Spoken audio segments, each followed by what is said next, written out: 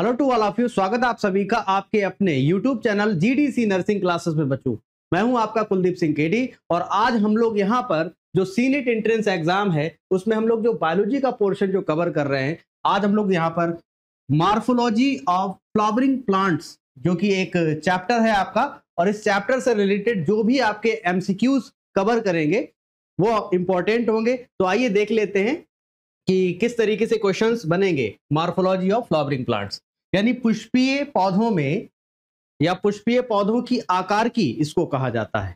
Okay, आइए देख लेते हैं बारी बारी से। पहला क्वेश्चन है आपका, पहला क्वेश्चन क्या कह रहा है? The root that arises from parts of the plants other than the radicle is called. वह जड़ जो बीज के भ्रूण के अलावा पौधे के अन्य भागों से निकलती है उसे कहा जाता है या उसे कहते हैं। टैप रूट कहते हैं, एडवेंटिशियस रूट्स कहते हैं, फाइब्रस रूट्स कहते हैं या प्राइमरी रूट्स कहते हैं। तो याद रखिए, सबसे पहले आपको यह पता होना चाहिए कि रूट बनती कैसे है। तो अगर हम रूट की बात करते हैं तो रूट बनती है आपकी सीड से। ठीक है, बेसिकली बता रहा हूं मैं, कॉमनली बता रहा हूं। ठीक है, सीड में एम्ब्रियो पाया जाता है, आप जानते हैं, और एम्ब्रियो से निकलता है रेडिकल। यानी जब सीड जर्मिनेशन होता है तो सीड जर्मिनेशन में सबसे पहले जो एक ट्यूब निकलती है, एक जर्मिनेशन ट्यूब निकलती है, उसको रेडिकल कहा जाता है। ठीक है, जिसको हिंदी में मूलांकुर कहेंगे, और मूलांकुर से जो बनने वाली जड़ है उसको टैप रूट कहा जाता है। क्या कहा जाता है बच्चों? Tap root. इस बात का ध्यान रखिए। तो रूट्स के दो टाइप होते हैं, एक टैप रूट होती है, दूसरा एडवेंटिशियस रूट्स होती है। यानी दो तरीके की रूट्स होती है, इस बात का ध्यान रखिए। तो रेडिकल से बनने वाली जितनी भी रूट्स हैं आपकी, वो टैप रूट कहलाएंगी, मूसला जड़ कहलाएंगी। और जो किसी भी प्लांट के हिस्से से निकल आएंगी, यानी प्लांट है और प्लांट के स्टेम से रूट्स निकल आई, रूट्स उसके बाद लीफ से निकल आई या किसी अन्य हिस्से से निकल आई, तो ऐसी रूट्स को एडवेंटिशियस रूट्स कहेंगे। दैट मीन अपस्थानिक जड़ इसको कहा जाता है। अपस्थानिक यानी किसी भी स्थान से निकलने वाली जड़ें, याद रखिए। ठीक है, तो यही हम बताना चाह रहे थे कि यहां पर यह पूछा गया है कि वह जड़ जो बीज के भ्रूण के अलावा पौधे के अन्य भागों से निकलती है। यानी कहने का मतलब यह है कि रेडिकल से नहीं निकल रही है, यानी सीड के रेडिकल से जर्मिनेट नहीं हो रही, किसी भी हिस्से से निकल रही है। तो सीधी सी बात है कि जब जड़ बीज के अलावा किसी अन्य हिस्से से निकल रही है तो उसको क्या कहा जाता है बच्चों? उसको कहा जाता है एडवेंटिशियस रूट्स या आकस्मिक जड़, या इसको हम अपस्थानिक जड़ भी कह सकते हैं। अपस्थानिक जड़ या मूल के नाम से जानते हैं, इस बात का ध्यान रखिए। ठीक है, मनी प्लांट देखिए, मनी प्लांट में आपको दिख जाएगा, बरगद में देखिए, बरगद में दिख जाएगा। ठीक है, तो ये एडवेंटिशियस रूट्स हैं, इस बात का ध्यान रखिए, जो कि स्टेम से भी निकल सकती हैं, नोड से भी निकल सकती हैं, लीफ से भी निकल सकती हैं, लेकिन रेडिकल से नहीं निकलती हैं। इस बात का ध्यान रखिए। ओके, आगे देखते हैं।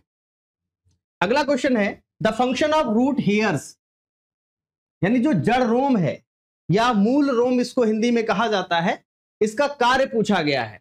इसका कार्य है encourage photosynthesis, absorption of water and minerals, food storage. तो याद रखिए, जो मूल रोम है ये एक्चुअल में एक यूनिसेलुलर स्ट्रक्चर होता है जो कि रूट्स में पाया जाता है, जो कि क्या करता है, जो कि ये एब्जॉर्प्शन करता है किसका? वाटर एंड मिनरल्स का। इस बात का ध्यान रखिए।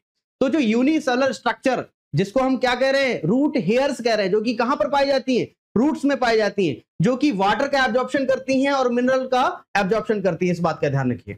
ओके, अगले क्वेश्चन की तरफ बढ़ते हैं। Which of the following is an underground stem? निम्नलिखित में से कौन सा भूमिगत तना है? भूमिगत तना इसको कहेंगे। भूमिगत तना का मतलब क्या है?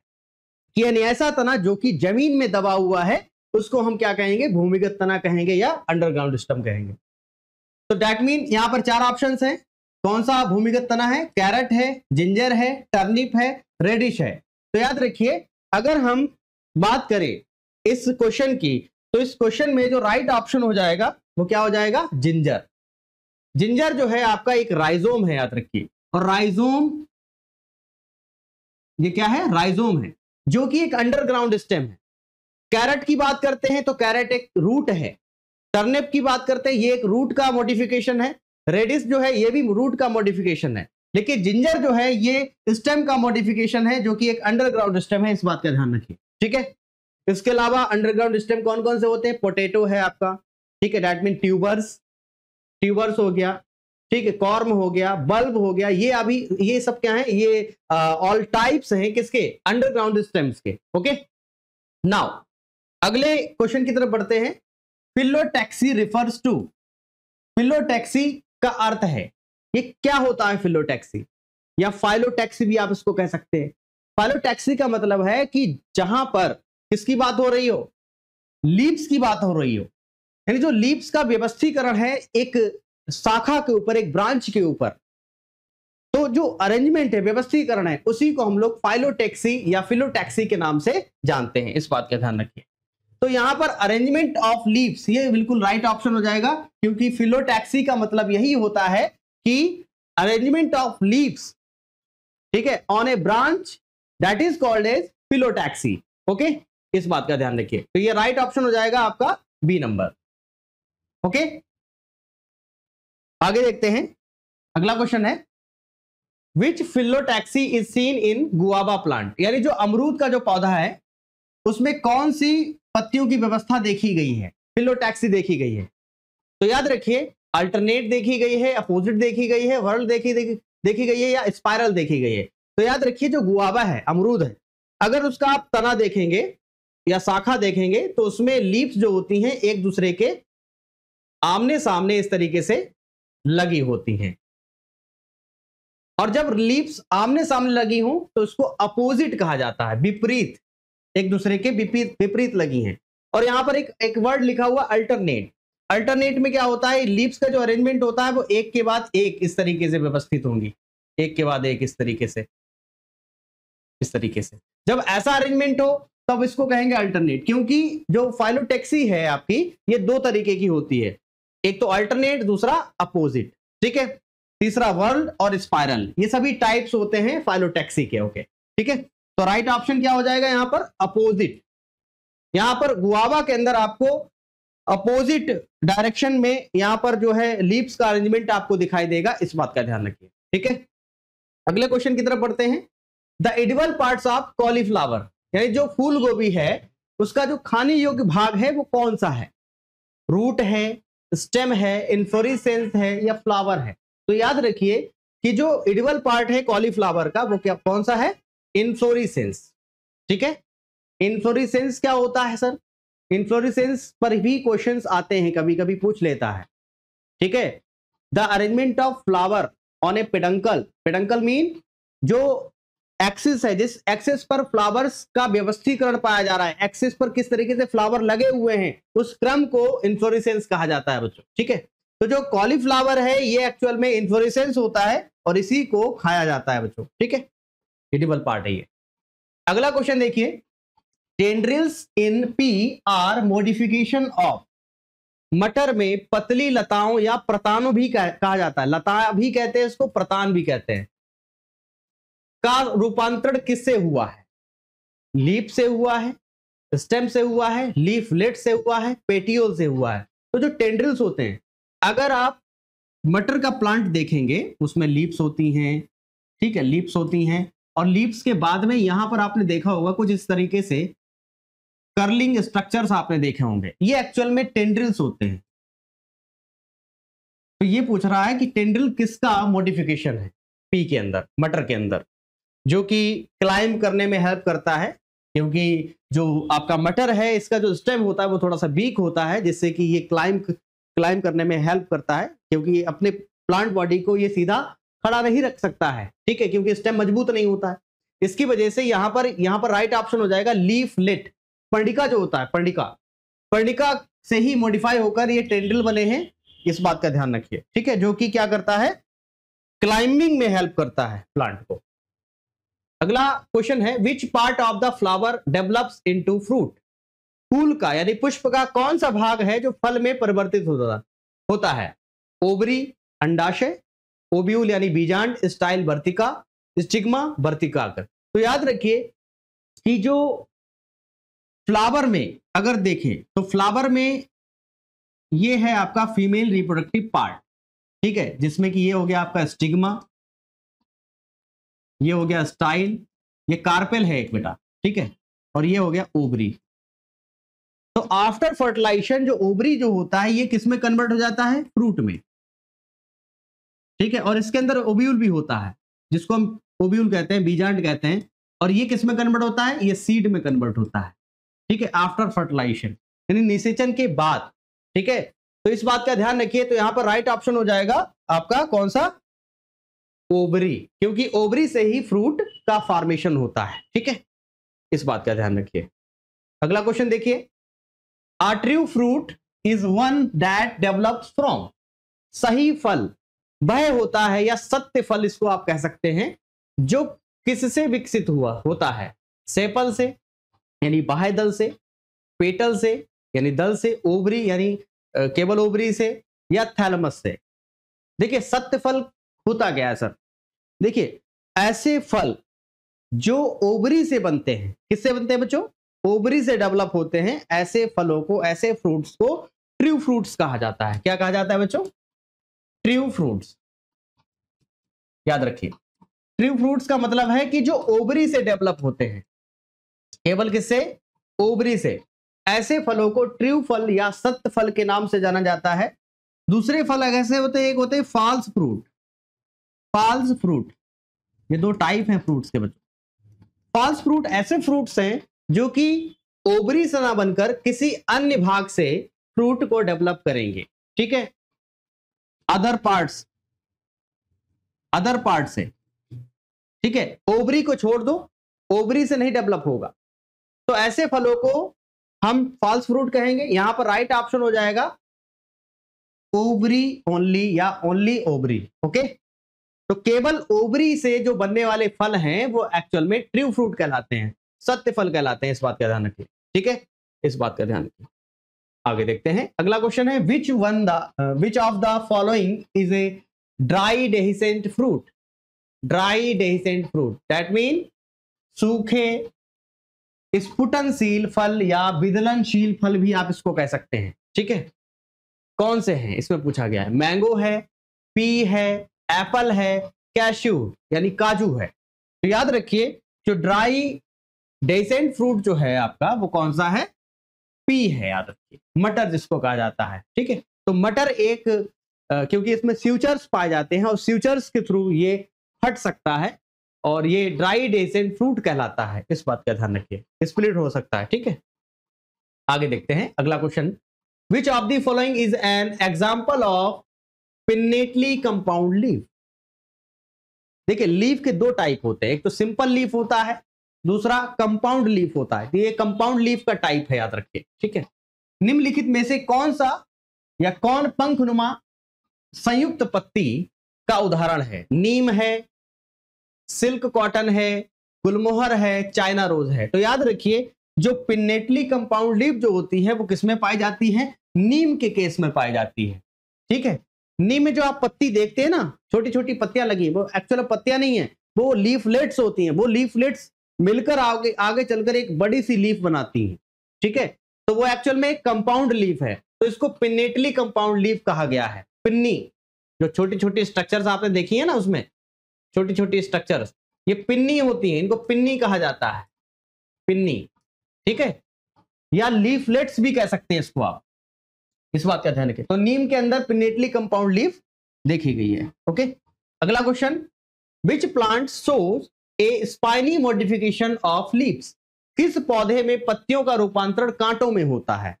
ऐसा कौन सा पौधा है? पी के अंदर, कैक्टस के अंदर, सनफ्लावर के अंदर, मस्टर्ड के अंदर। तो याद रखिए जो कैक्टस प्लांट आपने सुना होगा, कैक्टस में जो आप प्लांट देखते हैं कैक्टस का, तो उसमें ये इस तरीके से स्टेम एक लीफ लाइक स्ट्रक्चर में कन्वर्ट हो जाता है, जिसको हम फिलोक्लेड के नाम से जानते हैं। फाइलोक्लेड या फिलोक्लेड इसको कहते हैं, जिसमें कि स्टेम मॉडिफाई हो जाता है लीफ में, और जो लीफ जो होती हैं वो कन्वर्ट हो जाती हैं किसमें? कांटों में, स्पाइंस में। तो राइट ऑप्शन हो जाएगा कैक्टस। तो कैक्टस जो है आपका ये बिल्कुल राइट ऑप्शन है, क्योंकि जो कैक्टस की जो लीव्स हैं वो कांटों में कन्वर्ट हो जाती हैं, और जो स्टेम जो होता है वो लीफ में कन्वर्ट हो जाता है, जिससे कि वो फोटोसिंथेसिस भी कर पाता है। अपुल्शिया सबसे अच्छा एग्जांपल है, नागफनी जिसको कहा जाता है, ठीक है। तो राइट ऑप्शन हो जाएगा बी। आगे देखते हैं, which type of venation is found in dicot leaves? द्विबीज पत्री पत्तियों में से या में किस प्रकार की सिरा जाल व्यवस्था या सिरा विन्यास भी आप इसको कह सकते हैं पाई जाती है। अब आपको याद रखना है कि ये सर सिरा विन्यास क्या होता है। सिरा विन्यास का मतलब ये है कि पत्तियों में जो सिराएं पाई जाती हैं, वेन्स जो पाई जाती हैं, उसका जो अरेंजमेंट है उसको हम वेनेशन के नाम से जानते हैं। The arrangement of veins in a leaf that is called as venation. अगर आप एक पत्ती लीजिए तो पत्ती में आप देखते हैं इस तरीके से एक मिडरिब होती है, इस तरीके से वेन्स निकलती है ना बच्चों। तो ये जो वेन्स है ये किस तरीके से अरेंज है पत्तियों के अंदर, इसी कंडीशन को कहा जाता है वेनेशन। ठीक है, तो याद रखिए, कह रहा है द्विबीज पत्री जो पौधे हैं, डाइकोट प्लांट है, इनके अंदर जो वेनेशन देखा गया है वो कैसा है, रेटिकुलेट टाइप का, जालिकावत प्रकार का। यानी जो वेनेशन है वो जाल के रूप में, यानी veins are arranged in net like form in a leaf that is called as reticulate venation. यानी यहां पर जो वेन्स हैं वो किस तरीके से अरेंज हैं, एक जाल रूपी संरचना में अरेंज हैं, जिसकी वजह से हम इसको क्या कहेंगे, रेटिकुलेट वेनेशन। देखिए वेनेशन दो टाइप का होता है आपका, एक तो पैरेलल वेनेशन, दूसरा रेटिकुलेट वेनेशन। पैरेलल वेनेशन उन प्लांट्स में पाया जाता है, किन प्लांट्स में, मोनोकॉट प्लांट्स में, लाइक इज ग्रासेस। मोनोकॉट में आप देखेंगे कि उसमें जो वेन्स जो होती हैं वो समानांतर पैरेलल इस तरीके से अरेंज रहेंगी। आपने बनाना के अंदर भी देखा होगा, ठीक है, गन्ने की पत्ती में देखा होगा, शुगर केन की पत्ती में देखा होगा, यहां पर वेन्स अरेंज रहती हैं किस तरीके से, पैरेलल फॉर्म में। तो ये हो गया पैरेलल वेनेशन, पैरेलल वेनेशन इसको कहेंगे ना बच्चों। और ये हो गया आपका रेटिकुलेट। तो दो तरीके का वेनेशन होता है। तो यहां पर पूछा है कि डाइकोट में कैसा है, तो आप कहेंगे रेटिकुलेट वेनेशन। कैसा बच्चों, रेटिकुलेट। ओके, अगले क्वेश्चन की तरफ बढ़ते हैं। Which of the following is an example of tap root system. Tap root system, निम्नलिखित में से कौन मूसला जड़ प्रणाली यानी टैप रूट सिस्टम का उदाहरण है। मेज है, क्या मेज में टैप रूट पाया जाता है, वीट में पाया जाता है, मस्टर्ड में पाया जाता है, ओनियन में पाया जाता है, किस में पाया जाता है। देखिए मेज एक मोनोकॉट प्लांट है और ये ग्रासेस के अंदर भी रखा गया, दैट मीन फैमिली ग्रामिनी से बिलोंग करता है। वीट भी एक ही फैमिली से है। ओनियन की बात करते हैं, ओनियन में भी अलग तरीके की रूट्स होती हैं। लेकिन मस्टर्ड की बात करते हैं तो मस्टर्ड के अंदर टैप रूट पाई जाती है। मस्टर्ड में आपको टैप रूट इसलिए दिखेगी क्योंकि यहां से जो रूट बनती है वो कहां से बनती है, रेडिकल से। ठीक है, और यहां पर जो मेज है, वीट है, ओनियन है, यहां पर जो रूट्स बनती हैं वो ऐसी होती हैं कि सेकेंडरी रूट्स होती हैं। और जो सेकेंडरी रूट्स हैं उनको आप क्या कहेंगे, सीधी सी बात है कि उनको हम एडवेंटिशियस रूट्स कहेंगे। ओके, तो राइट ऑप्शन हो जाएगा कौन सा, मस्टर्ड। ओके, बाकी में एडवेंटिशियस, ओनियन में भी एडवेंटिशियस, इसमें टैप रूट। ओके, अगले क्वेश्चन की तरफ बढ़ते हैं।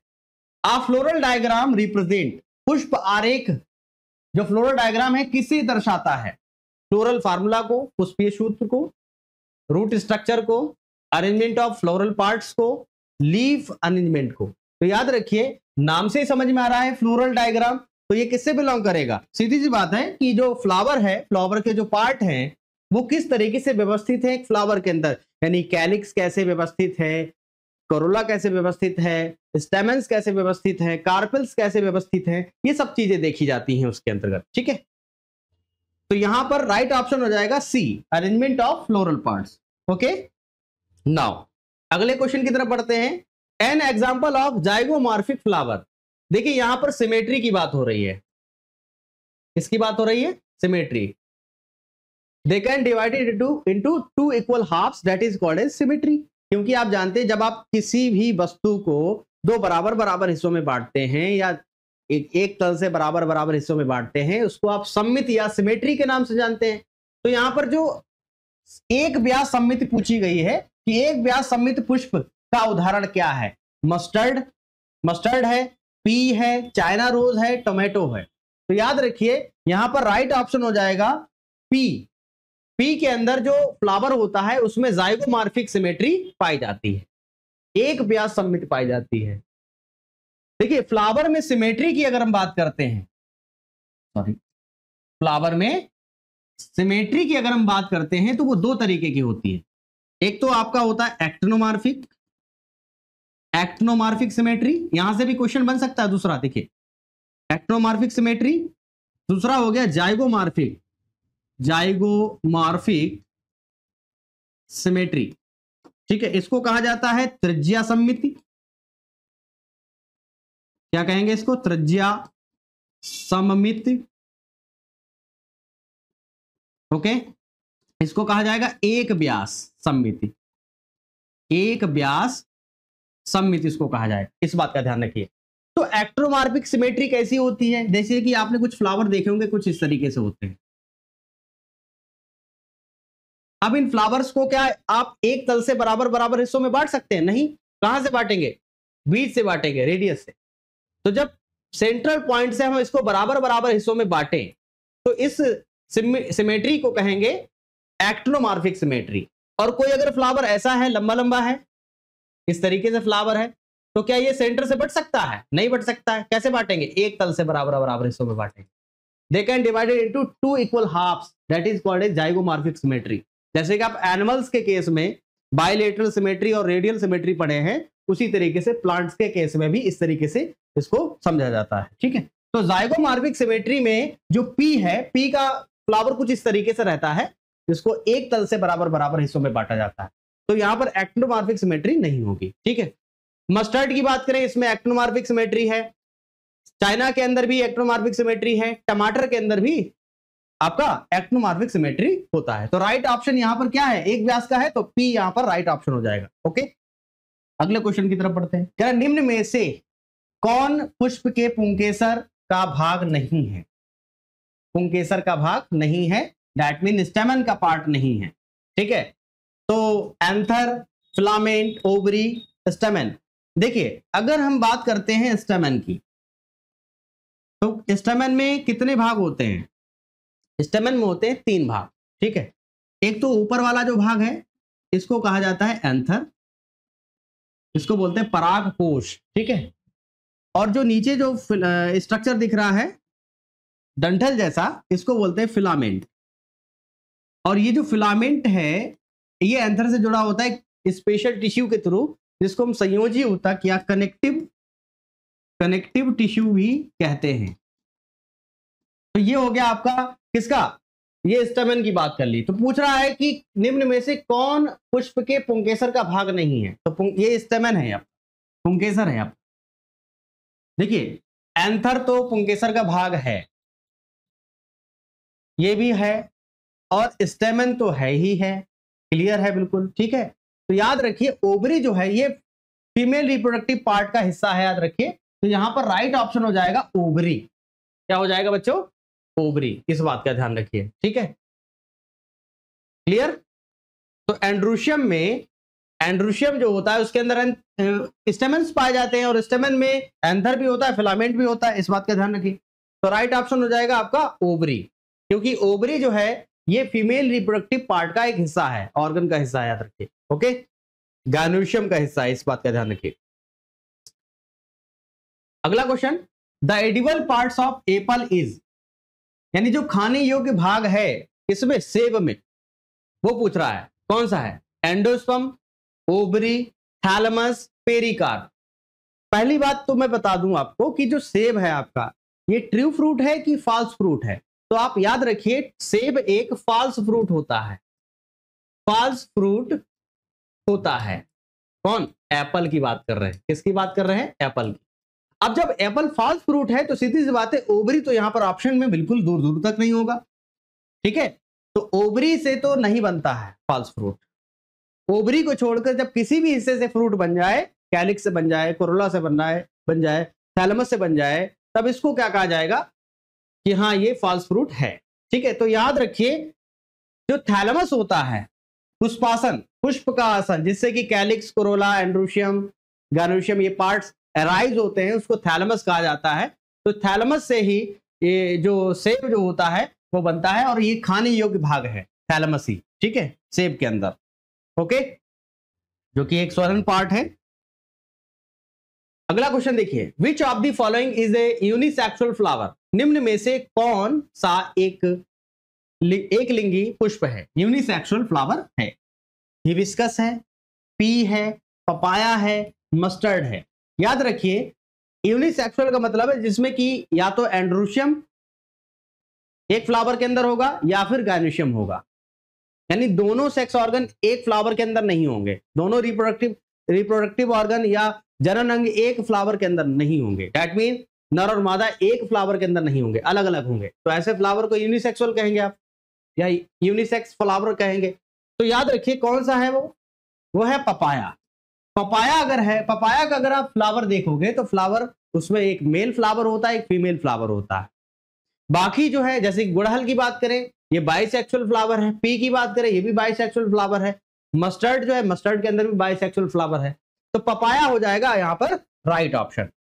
ठीक है, अगला क्वेश्चन देखिए 20 number question, which modification help in climbing in pumpkin, यानी जो कद्दू है पंपकिन है उसमें कौन सा रूपांतरण चढ़ने में सहायता करता है। क्योंकि पंपकिन का जो स्टेम होता है वो बीक स्टेम होता है, और जब बीक स्टेम है तो वो इरेक्ट कंडीशन में नहीं जा सकता। दैट मीन वो अपने आप को अपनी प्लांट बॉडी को खड़ा नहीं रख सकता है, जिसकी वजह से क्या होगा उसको चढ़ने के लिए कुछ ना कुछ उसमें ऐसे स्ट्रक्चर्स होंगे जो कि हेल्प करेंगे, किसी सहारे की जरूरत पड़ेगी तो उस सहारे से वो चढ़ पाएंगे।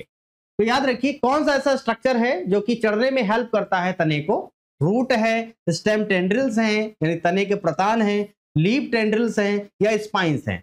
तो याद रखिए कि जो पंपकिन है उसमें जो स्टेम टेंड्रिल्स जो पाए जाते हैं ये क्या करते हैं, प्लांट को सहारा देने में और ऊपर चढ़ने में, क्लाइंबिंग करने में हेल्प करते हैं किसी सहारे के द्वारा।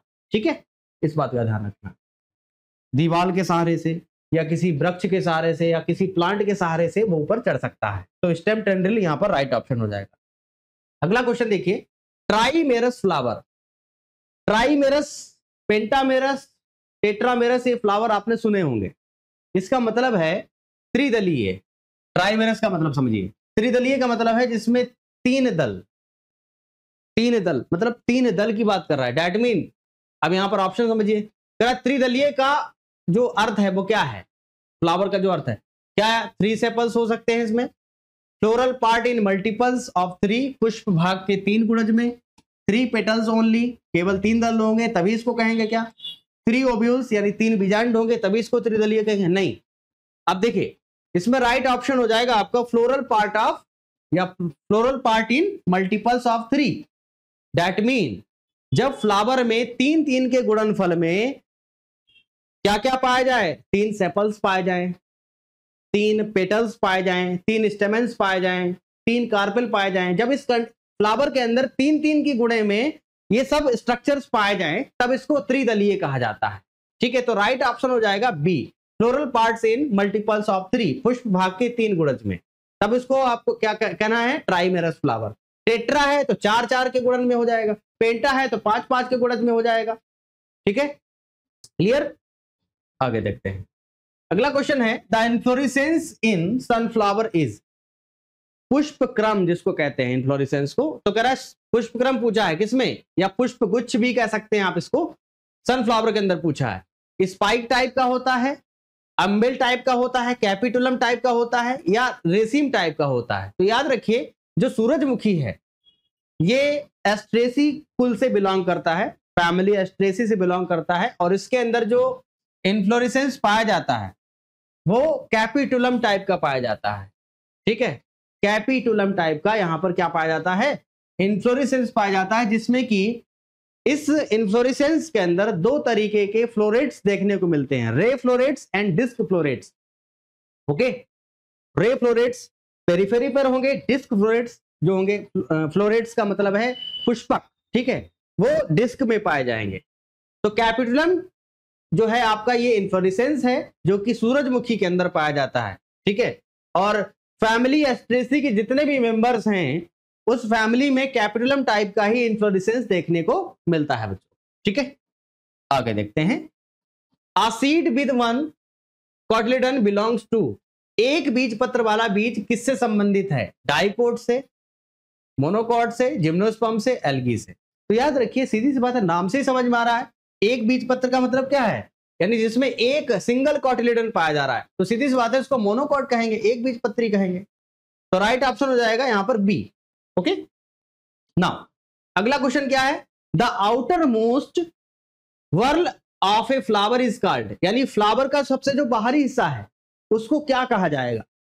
तो फ्लावर में आप जानते हैं 4 वर्ल होते हैं, 4 वर्ल होते हैं। कौन कौन सा? Calyx, corolla, androecium, gynoecium. तो जिसमें सबसे बाहरी जो आपका वर्ल होता है वो कौन सा होता है? कैलिक्स होता है।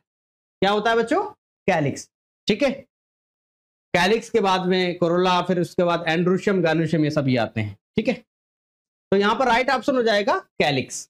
ओके, जिसमें कि कैलिक्स में जो यूनिट्स पाई जाती है उसको सेपल्स कहा जाता है। क्या कहा जाता है? सेपल्स कहा जाता है। इस बात का ध्यान रखना है। ओके, नाउ अगले क्वेश्चन की तरफ बढ़ते हैं। Question number 25, which of the following plant shows epigynous flower? Epigynous flower का मतलब अधोवर्ती अंडाशय। अधोवर्ती अंडाशय किसमें पाया जाता है ये पूछा है। मस्टर्ड में, गुआवा में, चाइना रोज में, ब्रिंजल में। तो याद रखिए, जो एपिगाइनस फ्लावर जो है, एपिगाइनस फ्लावर का मतलब यह है कि जिस फ्लावर के अंदर, ठीक है, ओवरी की जो पोजीशन है वो कैसी हो, कैसी होनी चाहिए? नीचे की तरफ होनी चाहिए, दबी हुई होनी चाहिए और थोड़ी सी ऊपर उठी हुई होनी चाहिए, यानी half superior and half inferior ovary. Half superior and half inferior ovary को ही हम एपिगाइनस कहेंगे। और ऐसा आपको देखने को मिलता है गुआवा के केस में। Okay, that is the option of B. Okay, तो ये आपका क्या है? ऑप्शन है बी, जो कि राइट है। तो ये हमने मॉर्फोलॉजी ऑफ फ्लावरिंग प्लांट्स जो टॉपिक है आपका, इससे रिलेटेड 25 क्वेश्चंस कवर कर लिए, जो कि आपके एग्जाम के पॉइंट ऑफ व्यू से इंपॉर्टेंट है बच्चों। और जो लोग नए हैं इस चैनल पर, वो चैनल को सब्सक्राइब कर दें और शेयर ज्यादा से ज्यादा करें। ठीक है, तो मिलते हैं हम लोग फिर नेक्स्ट क्लास में। Thank you, all the best बच्चों।